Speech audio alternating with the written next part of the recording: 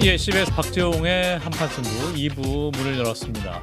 윤석열 전 대통령의 계속된 거부권 행사로 3차례 폐기됐던 최상병 특검법 3전 4기가 된 셈입니다. 오늘 국무회의에서 의결되면서 드디어 이제 특검이 실시되게 됐는데, 지난 2년간 이 최상병 사건 해결에 적극적으로 나서고 함께 해왔던 분입니다. 김기현 변호사와 함께 말씀 나눕니다. 변호사님 어서 오십시오. 안녕하십니까.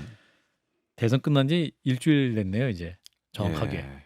네, 벌써 몇 달 지난 것 같아요. 체감상은 예, 그렇죠. 너무 많은 일들. 지난주 화요일이었습니다. 사실 예. 오늘이 화요일이고 그러게요. 얼마 안 지났는데 굉장히 많은 시간이 지난 것 같아요. 변호사님도 그 경기도 공동 상임 선대위원장을 활동하셨네요. 예. 거기서, 유튜브 보면 또 그 변호사님 활동하는 거 많이 봤습니다. 예. 그래서 뭐 사실 이게 제안이 와서 이제 수락을 했는데 예. 사실 뭐 하는 건가 보니까 뭐 하는 거 뭐 하는 물어보니까 건가? 그냥 시키는 거 하면 됩니다. 예.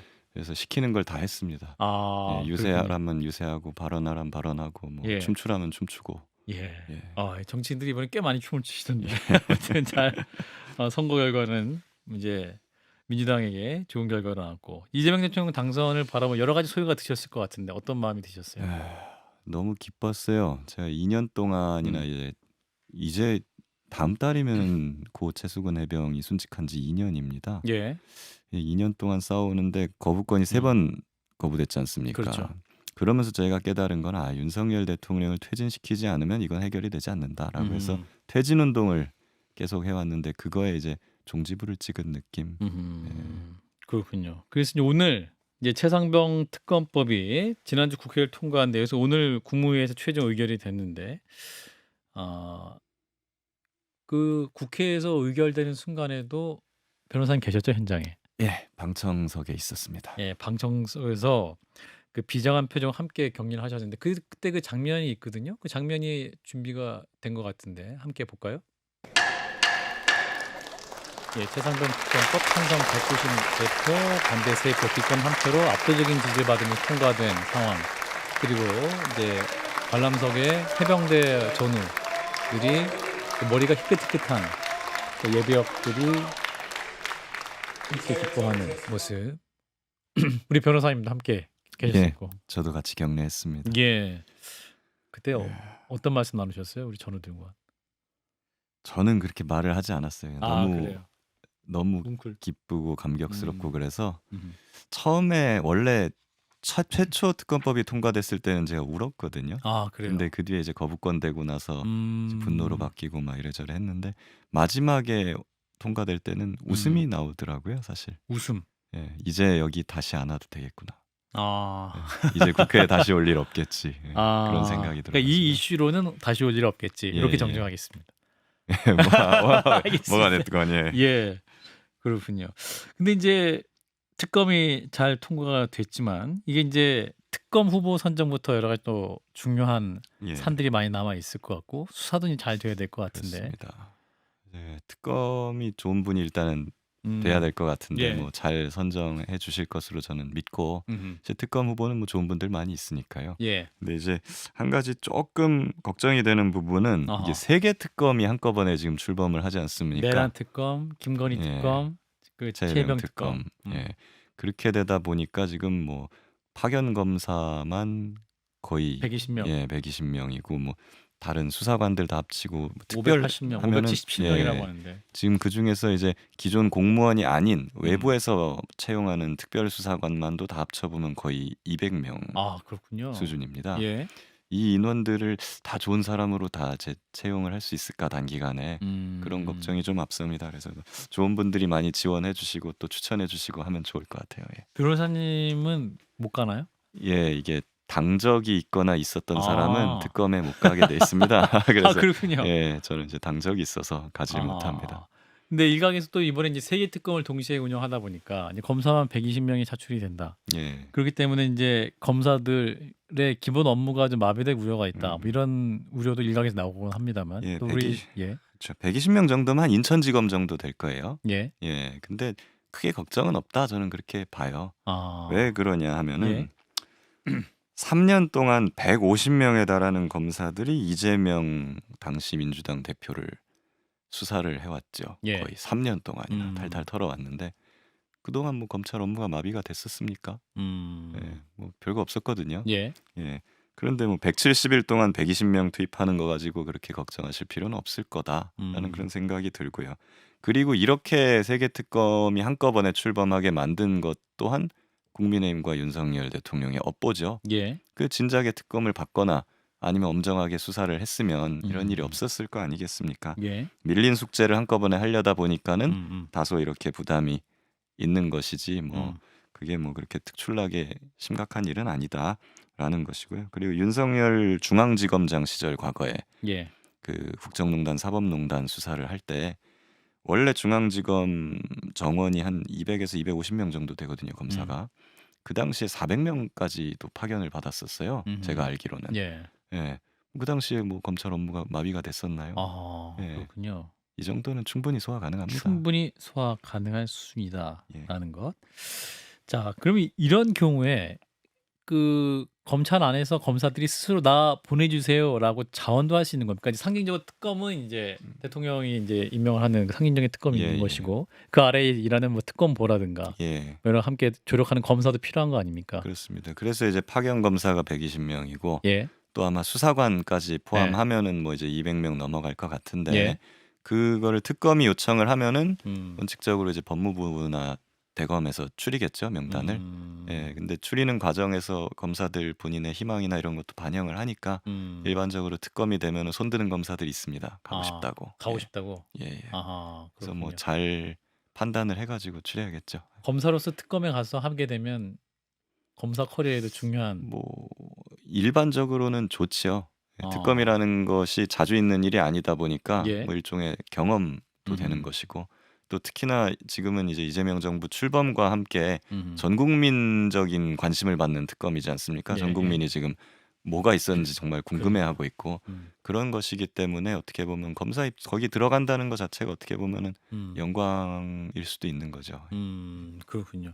지금 이제 최상봉 특검법에 명시된 수사 대상이 총 8개입니다. 여기에 이제 수사 과정에서 인지된 관련 사건까지 수사할 수 있기 때문에 사실상 뭐랄까요, 수사 범위에 제한이 없는 상황인 거죠. 그래서 이제 이럴 경우에 또 오히려 수사에 애로가 생길 수 있고 너무 또 길어질 수도 있다. 그렇기 때문에 선택과 집중이 필요할 것 같은데. 근데 일단은 지금 기존에 그 항명 사건 재판이나 아니면 공수처가 수사해 놓은 것들이 좀 있습니다.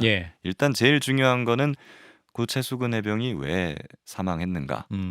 누가 그런 무리한 명령을 그 구명조끼나 밧줄도 없이 물에 들어가라는 그런 명령을 내렸고 왜 내렸고 어떤 과실이 있는가? 그리고 이거를 철저하게 수사하려고 했는데 그걸 왜 못하게 했느냐? 이게 본질인데요. 이 두 부분에 대해서는 기존의 수사로 좀 얻어진 자료들이 좀 있어서 이 부분은 비교적 집중하면 빨리 끝낼 수 있을 것 같습니다.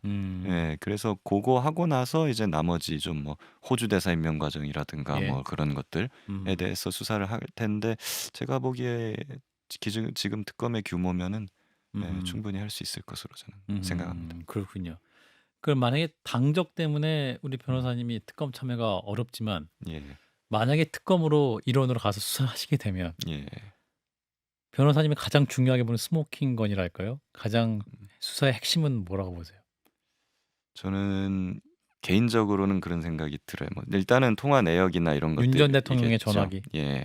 근데 이제 기존에 나온 거는 윤 전 대통령의 개인 핸드폰하고 800-7070 전화잖아요.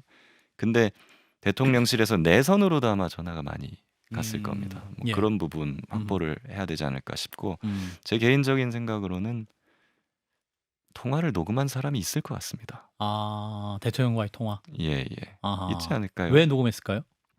일반적으로 그 국정농단, 박근혜 국정농단 때도 사실 정호성 비서관의 통화 녹음이 아주 중요한 결정적 증거가 되지 않았습니까? 일반적으로 부하는 상사의 어떤 명령이라든가 이런 뭔가 불법성 느낌이 나는 명령을 받게 되면은 나만 꼬리 자르기 되는 거 아닌가 나중에 이런 걱정을 사람이라면 하게 되지요. 그렇다면은 자기가 살려면은 뭐라도 남겨놔야 될 것이고 그런 생각을 한 사람이 있을 것 같다. 저는 그렇게 생각이 들어요. 통화 녹취가 있는지 여부 그 부분을 물론 뭐 그거는 저희 추측이고 진짜 있는지 없는지는 확인을 해봐야겠지만 수사 들어가면은 그런 부분에 대해서 있는지 철저하게 한번 확인을 해봐야겠죠. 사실은 뭐 이제 자신의 미래의 위험을 위해서 녹음할 수 있을 것이고 아니면 또 대통령의 명령이기 때문에 제대로 적지 못했을 경우 다시 들어서 이제 그걸 정리하기 위해서 녹취를 했을 경우도 있기 때문에 예, 그럴 수 예, 있습니다. 그러한 자료 확보가 가장 중요할 것이다. 네네. 뭐 이런 말씀이신 것 같고 지금 이제 공수처에서 그 최상병 수사 외압 관련해서 대통령 기록관을 압수수색했다는 속보가 있습니다. 그리고 어제는 그 또 대통령실 내선 기록 추가 확보에도 나섰는데 이런 경우에는 의미 있는 자료가 남아 있을까요? 그 대통령 기록관이기 때문에 그래도 예. 보존하지 않으면 법에 저촉되기 때문에 그러니까요. 지금 이제 이재명 정부 출범하고 나서 대통령실에 지금 텅 비었다, 무덤 무덤 같다라고 하지 같았다. 예. 않습니까? 대통령 기록관으로 그나마 좀 이관을 해놨다고 하면 거기서 뭔가 유의미한 단서가 있지 않을까 저는 생각이 듭니다. 근데 비화폰 같은 경우에 서버 뭐 삭제 지시도 그러니까 지난 내란 사태 있었죠. 국면에 있었기 예. 때문에 이 일은 또 그 전에 훨씬 전에 있었던 일이기 때문에 맞습니다. 이미 뭐 포렌식도 어려울 정도로 자료가 어, 인멸될 수도 있지 않을까라는 그럴 수 추측도 있죠. 가능하군데. 그럴 수 있죠. 예. 그런데 이제 대통령이나 그런 아주 수뇌부는 다 그런 것들을 없앴을 수도 있겠지만 예. 그 당시의 수사 외압 과정에서 보면은 음. 대통령 비서실, 경찰, 검찰, 뭐 국방부 음. 온갖 군데서 다 전화가 가고 하거든요. 그렇죠. 그러면 이 정도면은 아마 대통령 비서실 불이 났을 거예요. 그러면은 밑에 비서관, 행정관들까지 다 동원이 됐을 것 같은데 확인해봐. 지금 예, 어떤 상태야? 그렇죠. 아. 그 사람들의 컴퓨터나 이런 자료까지 과연 깔끔하게 싹 다 지울 수가 있었을까? 네, 거기서 뭔가 미흡한 부분이 있었을 수도 있죠.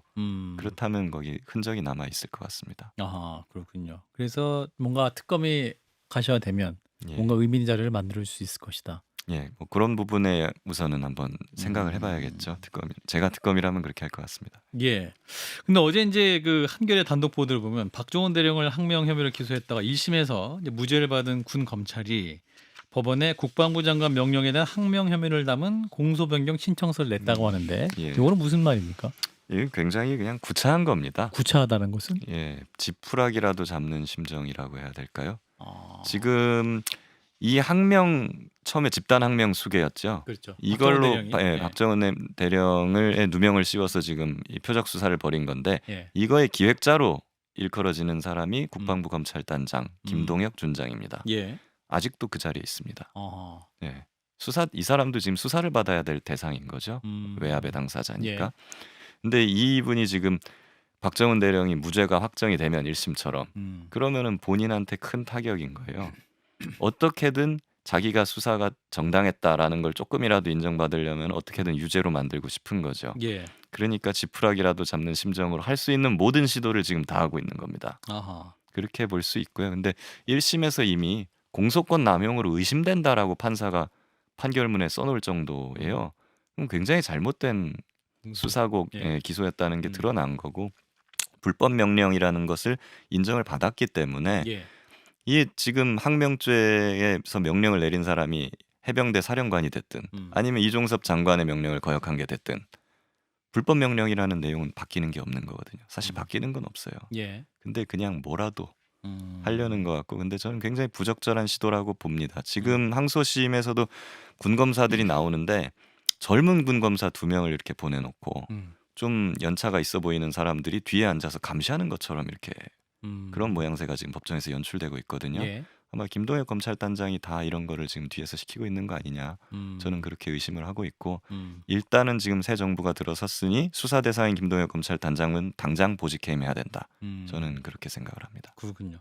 또 박정훈 대령 그 수사단장 보직해임 무효 확인 소송 현재 진행 중이고 예, 다음 달 7월 16일에 이제 1심 선고가 1년 11개월 만에 내려지는데 그렇습니다. 이게 지금 뭐랄까요? 재판기일이 지연되고 있는 것이 아니냐라는 얘기도 있습니다. 많이 지연됐었죠. 처음에 1년이 넘게 기일 자체를 잡지를 않았어요. 아, 그런가요? 예, 이 사건은 첫 기일이 지난 4월이었던 걸로 제가 기억을 네. 합니다. 예. 그러니까 항명 사건 1심 무죄가 나오고 나서도 한참 뒤에 첫 기일이 잡힌 건데 예. 그냥 군사 재판이 어떻게 나오는지 그냥 보고 그 결론 나올 때까지는 아무것도 안 하겠다라는 판사의 그런 판단인가요? 태도였던 것으로 저는 보고 있습니다. 예. 사실은 이것도 신속하게 심리를 해야 되는 것이기 때문에 그렇게 그냥 사건을 묵혀놓는 게 좀 부적절하다고 생각을 하는데 예. 물론 어쨌거나 지금은 변론 종결돼서 선고를 다음 달 앞두고 있으니까 일단 지켜보려고 합니다. 지금 박정호 대령은 어떻게 지내고 계십니까? 지금 뭐 해병대 사령부로 계속 출근을 하고 일을 하고 계십니다. 보직을 하나 받기는 했는데요. 예. 원래 보직이 없이 그냥 외딴 곳에 있다가 아. 보직 해임 상태로 있다가 예. 최근에 아마 인사근무 차장이라는 보직을 받아서 출근을 하고 계신데 예. 그 보직은 사실 없는 보직입니다. 없던 보직을 그냥 만들어낸 거여가지고 마땅한 어떤 임무가 있거나 그렇지는 않습니다. 아, 근데 그렇군요. 보직이 없는 것보단 나으니까 저희가 받아들인 건데 예. 여전히 완전한 명예회복을 위해서는 이제 해병대 수사단장직으로 복귀를 해야 되죠. 예. 네, 그렇게 되길 희망을 합니다. 그렇군요. 오늘 국무회의 결과를 들으시고도 여러 감회가 새로우셨겠군요. 예, 사실은 국무회의에 올라간다는 소식을 어제 들었어요. 예. 너무 기뻐가지고 박정훈 대령이. 아니요 이제 제가 아울의 김기현 변호사가. 제가 예. 박정훈 대령께도 알려드리고 예. 예. 저도 너무 기뻐가지고 그간 이제 많이 국회나 뭐 음. 여기저기 시민사회나 이런 데서 도와주셨던 분들 특검법을 위해서 예. 그분들께 제가 감사하다고 막 다 메시지도 보내고 인사도 하고 그랬습니다. 그렇군요. 이제 박정훈 대령의 명예가 빨리 회복되면 좋겠다. 아, 그게 사실 뭐 국민들의 바람이겠죠. 예. 자, 현안도 함께 좀 말씀 여쭤보겠습니다. 지금 이제 이재명 대통령 초기 이제 일주일 지났는데 이제 무엇보다 정부 초기에는 또 인사가 만사이기 때문에 여러 가지 얘기가 나오고 있습니다. 그 중에 이제 신임 민정수석에 오광수 변호사 이제 임명됐습니다. 이 민정수석으로. 근데 이분이 이제 특수부 검사 출신이다. 윤 전 대통령과도 함께 근무한 이력이 있었다. 과연 이분에게 제대로 된 민정수석 역할을 기대할 수 있겠느냐는 우려가 여러 군데에서 나왔기 때문에 변호사님도 검사 출신이시니까. 그러니까요. 제가 검사 출신이라서 객관적으로 이거를 논평할 수 있을지 모르겠네요. 네. 저는 그냥 그렇게 생각을 합니다. 예. 제가 검사 시절에도 많이 느꼈던 건데 예. 검찰 개혁을 잘 하려면 두 가지가 필요합니다. 강한 의지가 있어야 되고요. 개혁에 대한 의지. 개혁에 대한 의지. 이게 1번. 그리고 2번은 검찰 조직을 잘 알아야 됩니다. 왜냐하면 적을 모르고 개혁을 할 수는 없는 거거든요. 예. 지피지기라는 말이 있듯이. 예. 1번은 다 있었던 것 같아요. 역대 정부에서. 의지는. 예. 근데 저는 2번 검찰을 잘 알고 해야 되는데 그 부분이 좀 항상 아쉬웠거든요. 예. 그래서 저는 항상 개혁의 의지는 좋았지만 디테일한 부분에 들어가서 항상 삐걱거리고 좌초할 수밖에 없었다. 저는 그렇게 진단을 하고 있는데 그런 관점에서 봤을 때는 일단 오광수 민정수석은 검찰을 잘 안다는 점에서는 2번을 갖추고 있다. 근데 의지는 저는 그분을 모르기 때문에 그분이 의지가 얼마나 있고 그런 건 제가 잘 몰라요. 예. 그런데 일단 이재명 대통령과 이번 민주정부는 국민들의 주권 의식을 잘 받드는 거지 않습니까? 예. 근데 국민들이 이렇게 검찰 개혁을 바라고 있고 이게 시대 정신인데 당연히 이재명 정부도 그거에 대한 의지를 갖고 있을 것이고 대통령이 임명한 민정수석이라면 그 의지를 확인했을 거다 저는. 그렇지 않았다 임명하지 않았겠죠. 예. 걱정하신 분들은 윤석열 전 검찰총장을 임명할 때도 검찰 개혁하겠다라고 정확히 말씀을 했다는 거 아니에요. 예. 그 검찰 개혁 의지 여러 후보가 있었지만 그 후보 중에 가장 검찰 개혁 의지가 강한 사람이었다. 그래서 윤석열 총장을 임명했다라는 게 문재인 정부 측 당시의 증언인데 그렇죠. 이분도 임명하기 위해서는 하겠습니다. 이게 대답은 하고 과연 할 것이냐라고 우려하는 분도 있어서. 맞습니다. 근데 그때 윤석열의 의지를 확인했으면 그때 민정수석을 시켰어야죠, 윤석열을. 아, 그러니까 검찰총장이 아니라. 예, 예. 검찰총장은 검찰 개혁을 하는 자리가 아닙니다, 일단. 아, 사실. 예, 그렇죠. 검찰을 그냥 수사 지휘를 하고 하는 그런 자리죠. 개혁을 시키려면 민정수석을 시켰어야 됐고, 그리고 민정수석은 좋은 게 만약에 이 사람이 거짓말을 한 것이 탄로가 나서 이 사람이 배신을 한다라고 하면 바로 바로 잘라버리면 되는 거거든요. 그렇기 때문에 그런 점에 있어서는 리스크가 좀 적다고 보여지고 그리고 지난 정부하고 달리 저는 이번에 인사권자의 강한 의지가 느껴지는 대목이 뭐 여러 가지 오광수 민정수석이 뭐 신변 문제도 있고 뭐 지금 언론에 막 나오고 있습니다만 그럼에도 불구하고 임명을 했다는 거는 나는 보여주기식으로 하지 않겠다. 그러니까 나는 뭐 흠결이라든가 뭐 그냥 보여줄 상징성이라든가 이런 걸로 인사하지 않고 실력이 있는 사람 기용해가지고 반드시 성공시키겠다, 결과로 보여드리겠다라는 어떤 의지가 담긴 인사라고 좀 보여져요. 그래서 그럼 우리는 이제 그 결과를 보고 판단을 하면 될 것 같고, 이렇게 뭐 많은 사람들이 반대가 또 있었는데 그렇죠. 결과마저 보여주지 못한다. 라고 하면은 배로 욕 먹으면 되겠죠. 근데 결과를 보여준다. 그러면 그건 그것대로 평가할 거라고 저는 생각합니다. 그럼 그 결과로 보여준다고 하셨는데 그럼 어떤 결과가 나오면 어떤 이 오광수 민정수석이 제대로 역할을 했구나라는 리트머스 시험지가 될까요? 기본적으로 검찰개혁 작업은 법안으로 하니까 국회에서 여러 가지 개혁 방안들이 추진될 것 그렇죠. 같아요. 네. 근데 지금 과거 정부 이런 거를 보면은 검찰에서 강렬하게 저항을 했지 맞습니다. 않습니까? 네. 뭐 그런 것들을 적절하게 무마해가 시키고 얼고 달래고 해서 예. 개혁을 연착륙시키는 거, 검찰 내에서도 뭐 어떻게 보면 호응을 이끌어낼 수도 있는 것이고요. 그런 과정을 한번 지켜보면 될 것 같습니다. 그러니까 핵심적으로 수사와 기소를 분리하는 그 부분이 예. 논의가 되고 있는데 그렇습니다. 사실은 검사 생활 1년이나 한 사람은 수사와 기소 분리하는 거 아무도 찬성 안 할 거다라고 황운하 의원이 또 그런 말씀 하시던데. 저는 찬성합니다. 검사 생활 5년 정도 했는데 5년 하신 예. 김기현 변호사는 예. 찬성하시는군요. 예. 저는 그걸 해보면서 많이 느꼈어요. 그래요. 예, 이거를 수사를 한 사람이 기소를 하게 되면은 저 스스로도 제가 확증 편향에 휩싸이는 경험을 해봤기 때문에 수사를 하면은 필연적으로 이 사람 범인이야, 이 사람 범인이 아니야라고 생각을 하게 되거든요. 그렇죠. 그러다 보면은 이 사람 내가 생각에 부합하는 증거는 막 확대 해석하게 되고요. 내 생각이랑 다른 증거는 애써 막 무시를 하게 됩니다. 그런 사람은 객관적으로 기소 불기소 결정을 할 수 없어요. 이건 분리하는 게 맞습니다. 그렇군요. 근데 김기현 다만 변호사도 개혁 과정에 들어가셔야 될 것 같은데요. 제가 뭐 그래서 칼럼도 최근에 기고문도 하나 쓰긴 했습니다. 검찰개혁 관련해 가지고. 예.